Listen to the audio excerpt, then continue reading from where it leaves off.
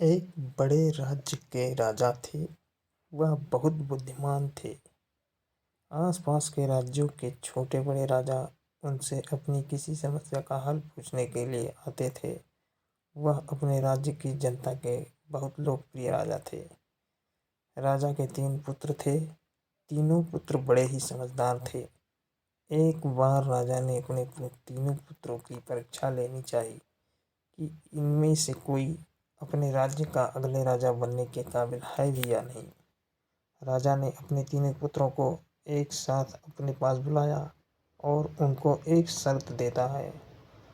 और कुछ राजा ने अपने तीनों पुत्रों से कहा कि तुम तीनों को अपने राज्य में किसी एक पेड़ को ढूंढना है और उसके बारे में सारी सही जानकारी बतानी है कि पेड़ कैसा था और अन्य जानकारियाँ।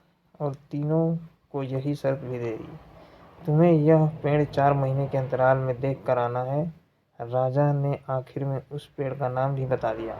जो उसके राज्य में केवल एक ही पेड़ था, वह पेड़ नाशपाती का था।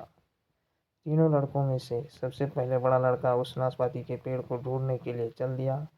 वह पेड़ राज्य में एक ही था, इसलिए पेड़ को ढूंढने में काफ़ी समय लगा। वह लोगों से पूछकर उस नाशपाती को ढूंढने में सफल हो गया। अपने महल से दूर जाकर उसे वहाँ नाशपाती का पेड़ मिला। उसने नाशपाती के पेड़ का निरीक्षण किया, जो बिल्कुल सूखा हुआ था। उस पर ना तो पत्ते थे और ना ही फल थे। लड़का सोचने लगा, यह भी कोई देखने लायक पेड़ है। पिताजी ने मुझे इसको देखने के लिए कहा है, जिस पर ना कोई पत्ता है ना फल। अब राजा का बड़ा लड़का नाशपाती के पेड़ को देखकर वापस अपने महल आ जाता है और राजा के पास जाकर लड़के ने कहा, पिताजी मैं उस पेड़ को देख कर आ गया हूँ, जिसको देखने के लिए आपने कहा था। आप कहें तो उसके बारे में आपको कुछ बताऊं। राजा ने कहा कि अभी आप अपनी जानकारी को अपने पास ही रखो। आने पर तुमको सब कुछ बताने का मौका दिया जाएगा। 4 महीने हो चुके थे।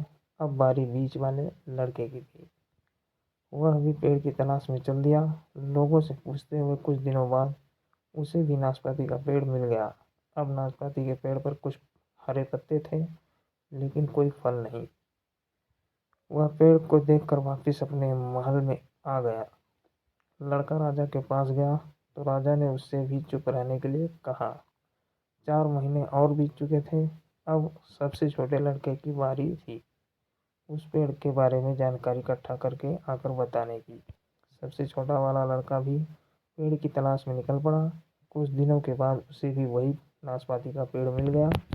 उसने पेड़ का ध्यान से निरीक्षण किया और सोचने लगा कि कितना अच्छा पेड़ है, इस पर कितने सारे फल लगे हुए हैं। यह सब देखकर लड़का अपने महल के लिए रवाना हुआ। अपने महल में आकर पिताजी के पास गया और कहा कि मैं उस नाशपाती के पेड़ को देख कर आया हूँ। आप कहें तो मैं उसके बारे में बताऊं। राजा ने अपने तीनों बेटों को एक साथ बुलाया। उस पेड़ के बारे में अपनी अपनी जानकारी बताने को कहा। सबसे पहले बड़े लड़के ने बताना शुरू किया। उसने कहा, पिताजी आपने कौन सा पेड़ देखने के लिए भेजा था? कोई अच्छा सा पेड़ देखने के लिए कहते तो अच्छा होता। वह भी कोई देखने लायक पेड़ था। उस पेड़ पर ना तो पत्ता था ना कोई फल। वो भी कोई पेड़ होता है? इतने में बीच वाले लड़के ने जवाब दिया कि ऐसा नहीं है। उस पेड़ पर हरे भरे पत्ते थे, लेकिन हाँ कोई फल नहीं था। इतना सुनकर छोटे लड़के ने कहा कि आप दोनों झूठ बोल रहे हैं। उस पेड़ पर पत्ते भी थे और फल भी थे। वह बहुत अच्छा पेड़ था, उस पर बहुत फल लगे थे। अब तीनों पुत्रों में अपनी बात सही साबित करने के लिए बहस होने लगी।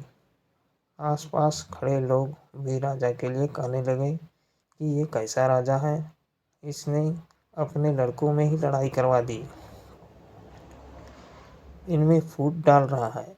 अब राजा ने अपने तीनों पुत्रों को शांत होने को कहा और उनको समझाया कि आप तीनों ही सही कह रहे हैं, बिल्कुल सच बोल रहे हो, क्योंकि आपने उस पेड़ को 4 महीने के अंतराल में देखा था। उस अंतराल में उनमें बदलाव आ गए थे। जब पतझड़ था तो उसमें पत्ते नहीं थे। फिर कुछ दिन बाद उसमें पत्ते आ गए और कुछ और दिन बाद जब फल का समय आया तो उस पर फल भी आ गए।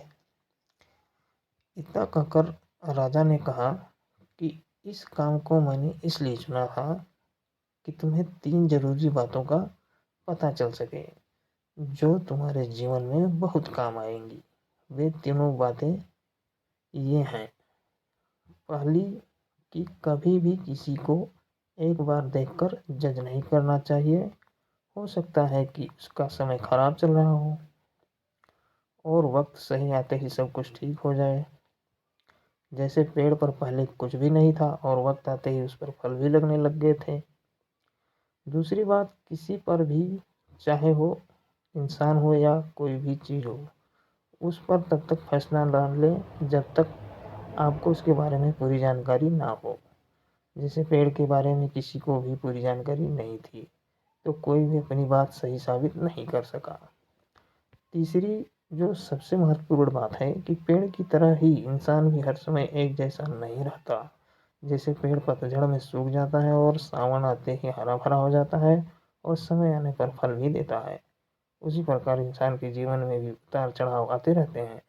कभी परेशानी, कभी दुख तो कभी सुख भी आता है।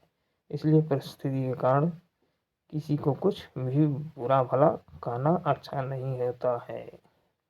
दोस्तों, कहानी अच्छी लगी तो वीडियो को लाइक करें और सब्सक्राइब करें। धन्यवाद। मिलते हैं अगले वीडियो में।